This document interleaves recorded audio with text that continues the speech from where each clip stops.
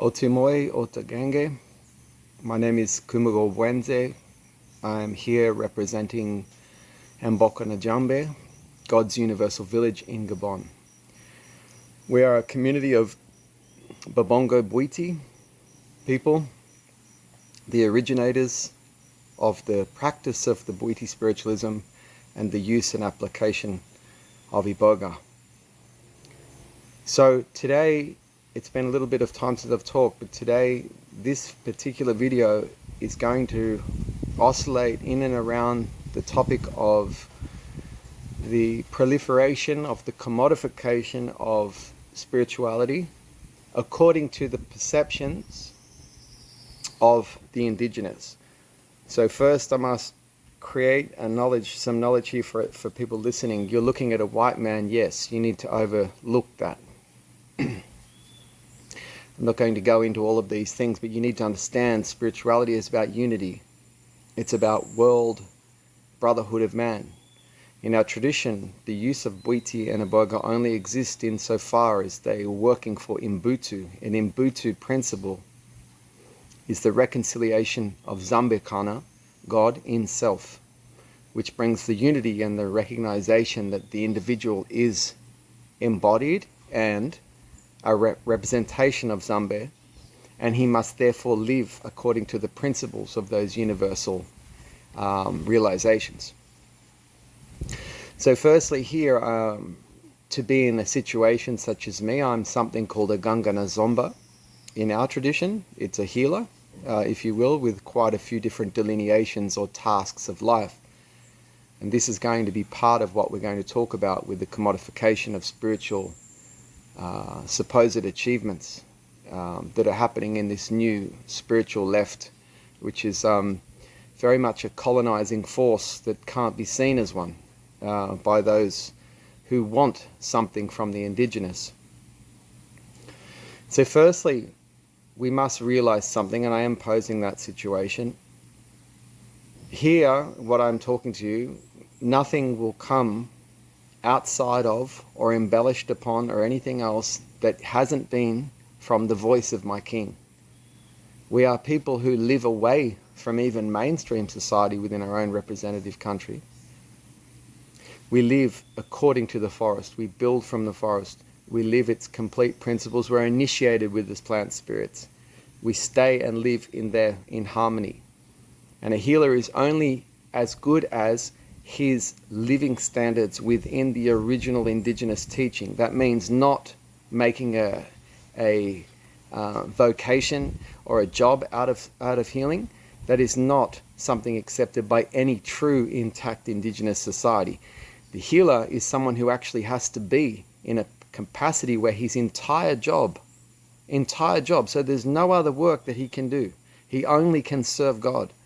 He cannot go and have another job or live in an apartment in the city and then do ceremonies on the weekend. This is what the world is doing. This is a disgrace and a dissolution. It's diluting our indigenous traditions.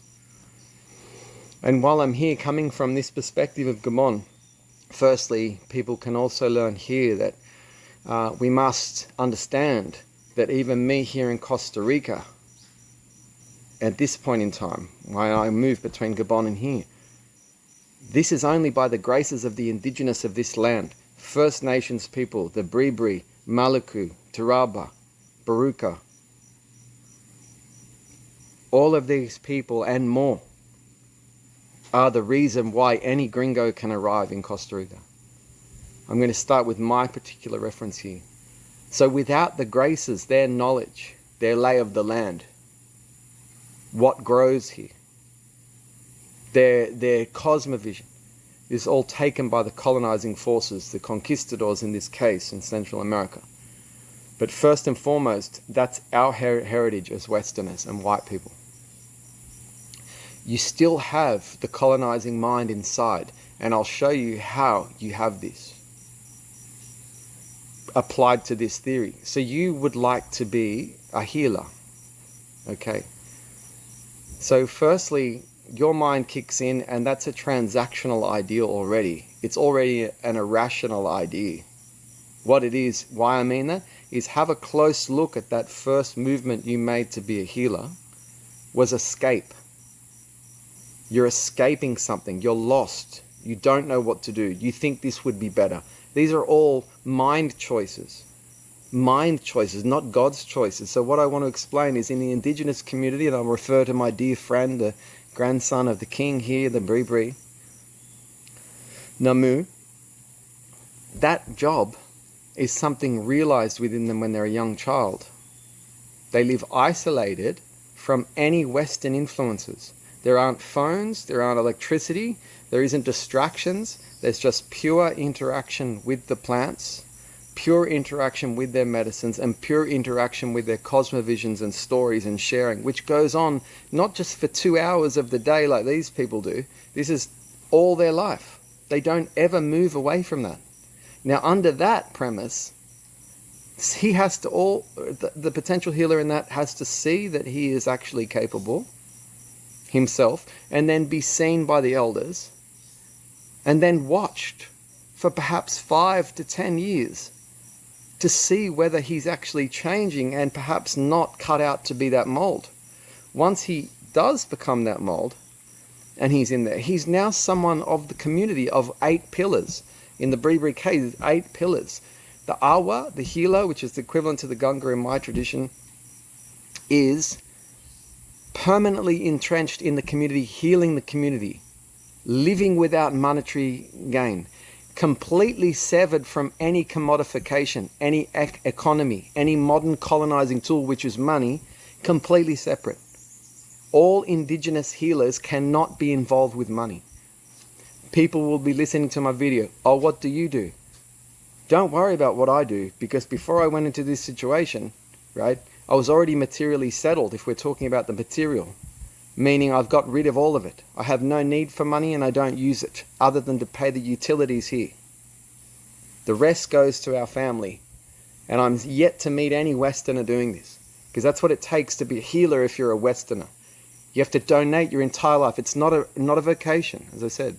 For you to go and learn how to facilitate a plant medicine doesn't make you a healer. In fact, it completely disqualifies you from being one within any of the indigenous traditions I mentioned. Whether they could be Native American or any of the ones, the Chavin people I'm affiliated with in Peru, doesn't matter. We'll all say the same thing, that this is spiritual bypassing, which is a term that I see a lot of these New Agers using, which is quite funny because they're doing it themselves. If you look at my situation as a Gunga and Samba, I knew nothing about my role. I didn't want it. I wasn't choosing it. I wasn't choosing anything. I was chosen. And then realized on the way, why am I doing this? What's going on? This is really heavy.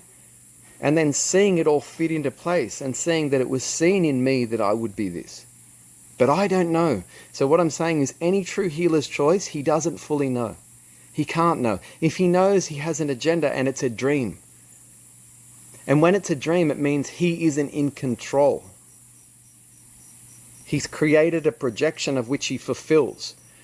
Listen to this. So this is number 101, healers cannot have this. You've created an imagery of what you need to do. Now in our society, isn't it funny? We think that, yeah, that's what you do. You create ambition and goals. Yeah, doesn't that do us well in the world, doesn't it? Having an ambition to take over a nation and murder babies. There you go. That's what ambition does. Ambition makes you strive and compete, and that's an illusion. We're equal people. So you need to understand that this action of having an agenda as a healer delineates and shows to an indigenous affiliated person here that completely entrenched in their soul, me, instantly shows that you haven't seen the oneness of God. Because there's no choice in God's kingdom. There's zero choice. I hope someone out there perhaps has learnt something like this and can understand me. But for everyone else, you need to explore it for yourself. And that's the other thing, I said this on all of my talks and conversations, that nothing I say here is a telling or talking from any level of authority. It's up to you to see what you hear in what I say. What has it got to do with me? I'm merely channeling my community, my people, the 3,000 pygmies that are our extended family. I'm merely channeling the message, the indigenous message. in purity. And anyone that's challenged by that is always welcome to actually contact me to learn more of me. You can hear from me. I don't change. This is my cadence, and delivery is done 24/7 all of the time without alteration, change. No matter what's going on in my life, I am the same delivery because I'm connected to God, because I don't use thinking and ideation and agendas. A healer does not. He lives in, for people's reference, it's not this at all, but the Buddhist, you live in nothingness. It's the only way to be a healer. That means you can't be relying upon money. You can't be buying an indigenous title, which is the colonization and commodification, which we're going to talk about. So the purchasing of a title, meaning the person wants to become a healer. So he goes to the indigenous communities, and the first ones he contacts are the ones he wants. Explain. They're selling their tradition. So he goes to them. He's not going to go to someone that isn't selling their tradition. This is what I'm calling everyone out on right now. Because if you did, you understand you'd have to live there. You'd have to get rid of everything in your life. Your cars, your house, your family, everything. It all has to go. There's no part-time true healer. There's many part-time fake healers. There's thousands, millions. It's getting out of control. This is why I'm talking. This is a complete life donation. A healer isn't someone who does part-time. Part-time is bullshit. Part-time is not real. There's no part-time. That would be meaning that there's a fragment. You could live fragments, but the healer has to be whole. There's no fragments. He is the same for every aspect of life. Unchangeable, unwavering, consistent, solid, offering energy to people who are sick. You can't offer energy to someone after you've just paid for a title, which instantly renders it in true indigenous knowledge, as I'm saying, as fake. So you've gone and done that, and now you think you can heal someone? You have to look at your psychology, you see. You think you can, so you start healing someone that makes you feel better. But you're still in this transactional mindset of thinking he needs me and I need her, which is separation. That instant projection is separation. Oh my goodness. So this is the thing. Money cannot be involved in this tradition. All money and all proceeds to us, as I said, is instantly returned and remunerated to the people who originate this tradition. I'm looking to network and to hear from people from this talk. Not people that don't like what I'm saying. I couldn't be bothered with you. I'm not here to talk to you. I'm talking to people who are perhaps trying to learn how to contact the indigenous correctly, that really want to learn, because I'm wired that way. I have been all my life. I started with Aboriginals in Australia and all the way here into Gabon and Costa Rica with Gabonese. My whole life's been about indigenous perspective. I've worked in it for the last 30 years in different ways, right in here. So I want people to reach out to me that are interested in what are the perspectives, because what I'm helping and mentoring a lot of people with is that they want to go to these different indigenous communities, but I have to groom some of the people I take to our village for like a year. So Western mind isn't ready to go to something raw like that. We don't think the same at all, and you'd be surprised at how much the mind has become the villain and colonized. Just know that every time you reach out to get indigenous knowledge so you can profit from selling a plant or a therapy, you've just colonized the people who originate the traditions, and you are further isolating and separating yourself, and at the detriment of the indigenous who are suffering at the origins of these causes. The Babongo Pygmies are completely forgotten, and that's the only reason you even have Iboga in the West. No one even knows. It's unbelievable. The same thing with ayahuasca, the same thing with bufa, the same. No one knows. All of those cosmovisions are wrong. They're all incorrect because, number one, I'm going to give you a hint. Any indigenous with true knowledge, the true knowledge means wholeness. Now, he sees anyone that's fragmented. That could be a guy with an idea, I want to be a healer. That could be a guy that, can I help you out? That could be, he's fragmented. He's not just sitting with the indigenous and becoming immersed in a wholeness with the people around him, sitting in a hammock and listening. sitting there day after day after day, adjusting to God's breath, adjusting to wholeness. And then they start talking to you. They're not going to talk to you when you're asking things. They're going to answer to deviate you. And you think you're getting the answer. So this is what happens. There's a deviance that's happened with the Westerner coming. You've got power, which is money, and the world enslaves the indigenous, and they're already broken and are looking to survive. So they start going, I can profit from this and support my family. That's colonizing. What they really need is you to go in soft, sit, settle, create NGOs and non-for-profits, fund their way of life, make sure they have agrarian models, clean water, right? Solar power, and establish their leaders and their elders, and make sure that their structures are strong, using and appropriating the money, not giving it directly to them, because when you give it directly to them, they don't know how to manage it. They use it all. We manage all of the money for the non-for-profit on this side with our village, right? For instance, that's to protect. We grew up with money. Westerners had a bank account at primary school, you know. This is what we do. I come from business and everything else. So what I mean is my whole life is dedicated as being a protective mechanism to get the voice of our people out while still inviting people to come in, and therefore attracting the right ones to protect them to come to us.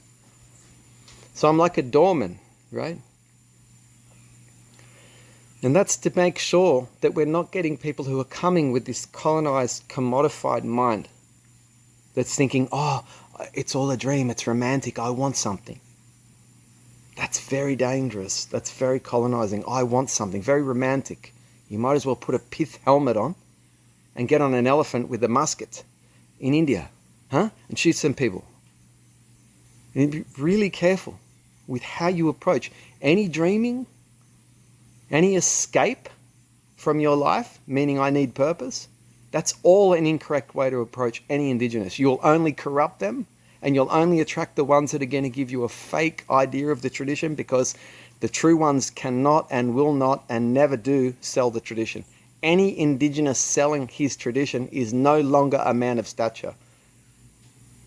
That's unequivocal. I don't care when people go, oh, well, that happens everywhere. Yeah, that doesn't mean it's right. Even within our community in Gabon, you got all of these guys selling. Everyone goes, that's real boity. No, instantly it isn't. Instantly it isn't. And I'll show people 1,000,001 times. We're talking from purity here. We're talking about the mind must be clear. I'm here to actually give people an idea that any agenda you have when coming to indigenous is potentially going to create deviance, impurity. You know, we have to be very careful how we approach.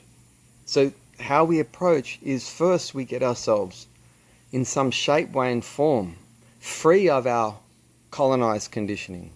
You must not have any conditioning. On my video here, if people are ever paying attention to true energy, you'll see that aren't in your mind. You'll feel my energy that is completely condition free. I don't have any thought. I don't use any thought for anything. I don't judge anything. I don't project upon anything. I don't do anything. So imagine that.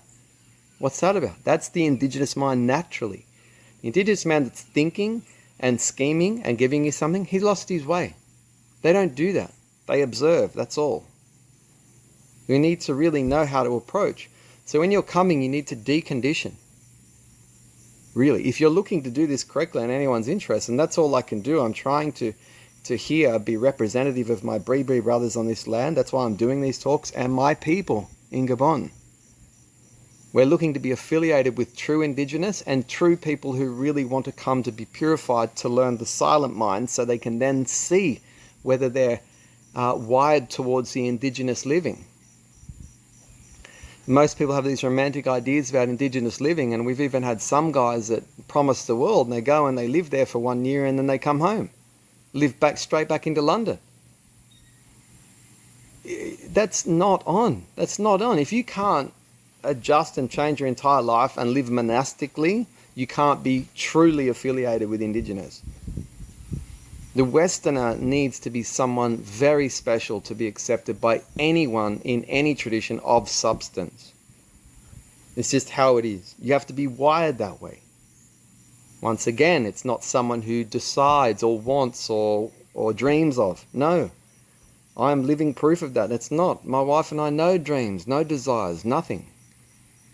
Nothing like that. Just become, somehow. God's message, natural. Anyone planning or agendas like that with healing, that's not God's message. That's your mind. And you're saying, oh, my spirit guides are telling me that. I'd be careful talking to those spirit guides because that's a bit schizophrenic. It's not like that. You are God. There aren't other guides. If you're prescribing your power to a guide and thinking you're talking to galactic councils and things, you have no idea. You have no idea. That's not what's real. God doesn't speak like that. That's your mind's projection and delusion of want. And then you create a collective cloud, just like your phone uses, where you all plug into when you have those plans. And all of a sudden you're on the galactic council. Okay?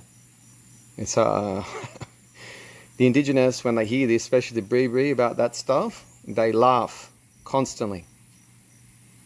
There you go. Same with my people. It's nonsense. It's colonized mind. Colonized mind's very dangerous. It's mentally ill.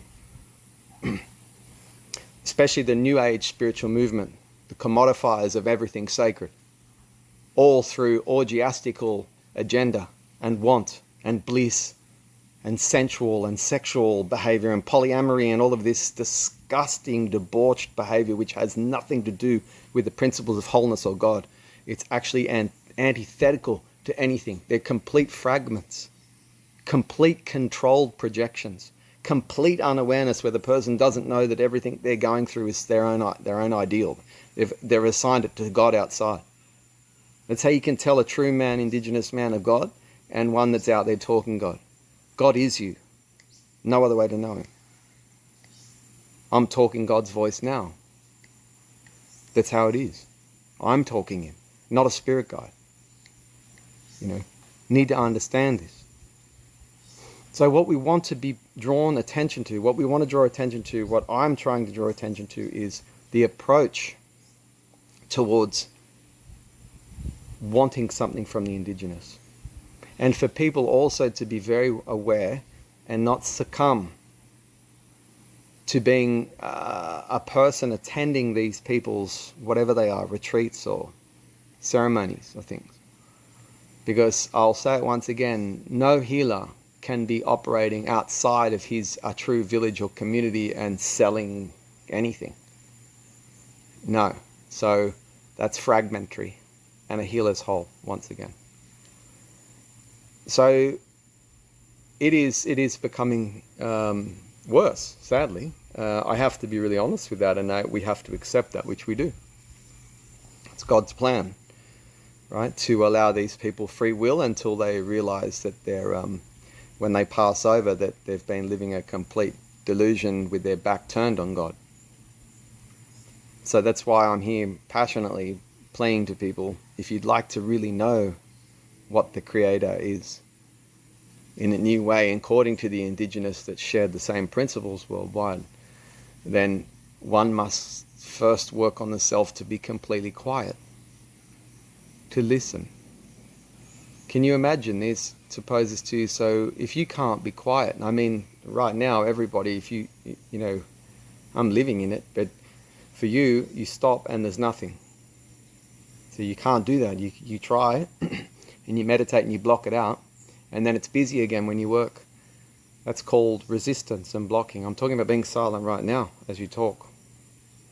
When you look at the trees, when you drive the car, when your wife yells at you, quiet all the time.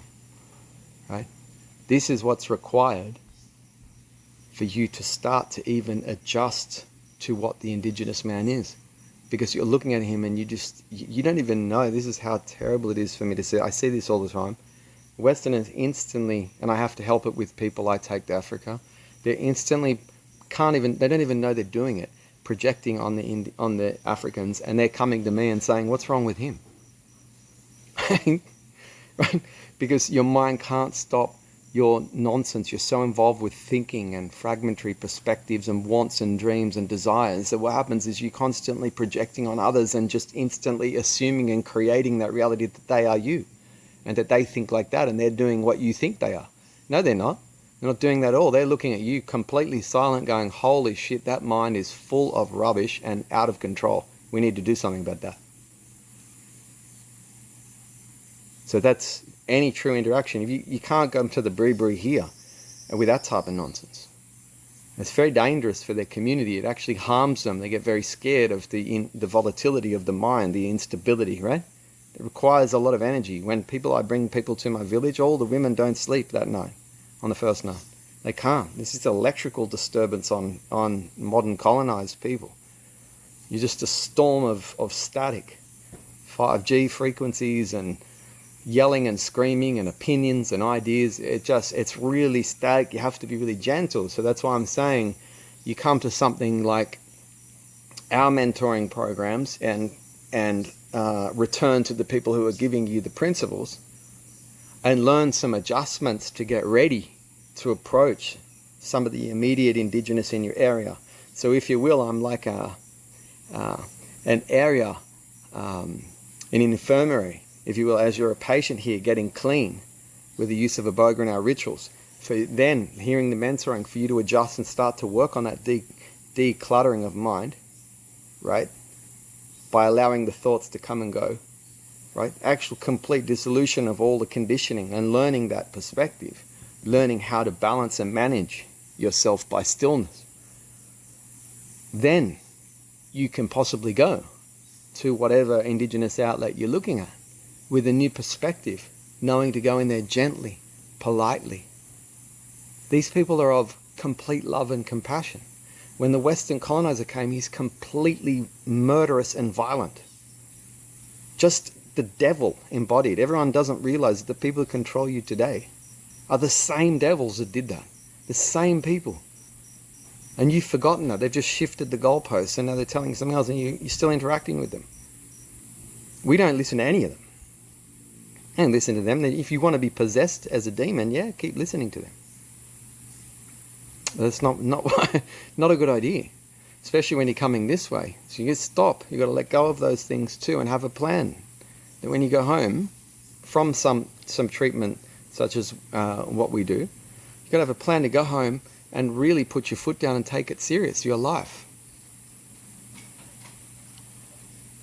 I mean, I can even feel energetically as I speak to the people even before they even listen to the video that there's even going to be some detachment and time required listening to me, of course.